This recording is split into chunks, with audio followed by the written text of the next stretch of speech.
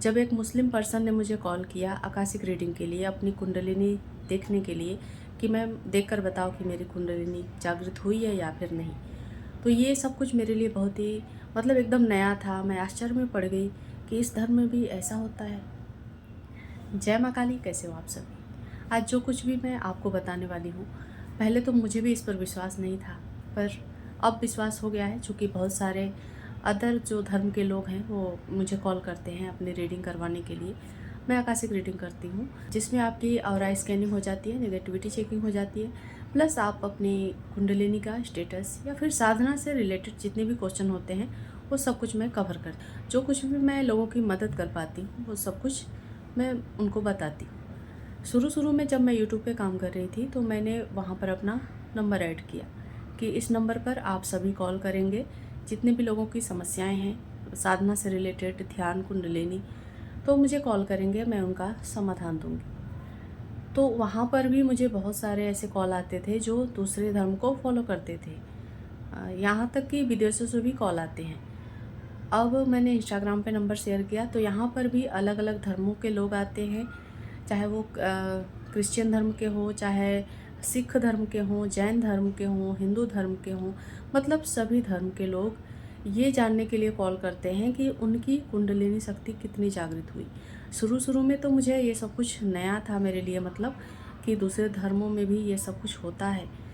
और मैंने जब इसको डिटेल से समझा, जब मुझे मुस्लिम धर्म के लोग ख़ास तौर से जब मुझे कॉल करते थे और अपनी कुंडलिनी के बारे में पूछते थे, तो मैं उनसे जानने लगी कि आपके धर्म में कैसे होता है, क्या होता है कि आप लोग कुंडलिनी को जानना चाहते हो। तो देखिए, मुस्लिम धर्म में जो होता है ना, कुंडलिनी नहीं बोला जाता, वहाँ पर कुछ और ही बोला जाता होगा। मुझे अभी इतना याद नहीं आ रहा है इस टाइम पे जब वीडियो बना रही हूँ। याद था पर अभी फ़िलहाल मुझे याद नहीं आ रहा कि क्या बोला जाता है। लेकिन हाँ, वहाँ पर भी इसे समझा जाता है, शक्ति, ऊर्जा, चक्रास, इसको समझा जाता है।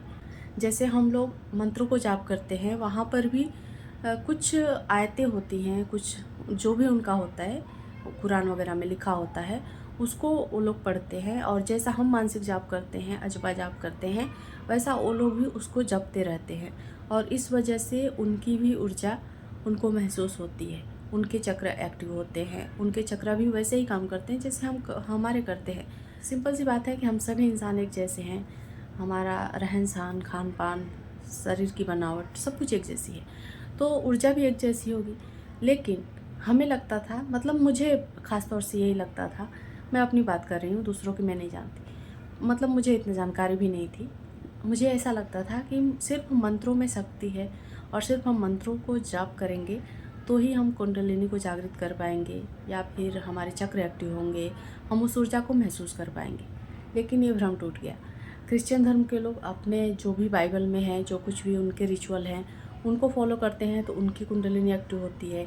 सिख धर्म में बहुत सारे ऐसे महिला पुरुष मुझे कॉल करते हैं, तो वो लोग गुरु के द्वारा बताए गए जो भी है, नाम हो, कुछ भी हो, जो सुमिरन करते हैं वो लोग, तो उसकी वजह से उनकी कुंडलिनी एक्टिव होती है। इस तरह से सभी धर्मों में कुंडलिनी को जाना जाता है, समझा जाता है। तो ये मेरे लिए बहुत ही पहले शुरू में बहुत ही शॉकिंग था, मेरे लिए नया था सब कुछ। पर अब तो रोज़ का है, रोज़ कोई ना कोई अलग धर्म से कॉल कर ही देता है। और मुझे अच्छा लगता है कि हम इंसान धर्मों से बटे हुए हैं, वरना हम सब एक ही हैं।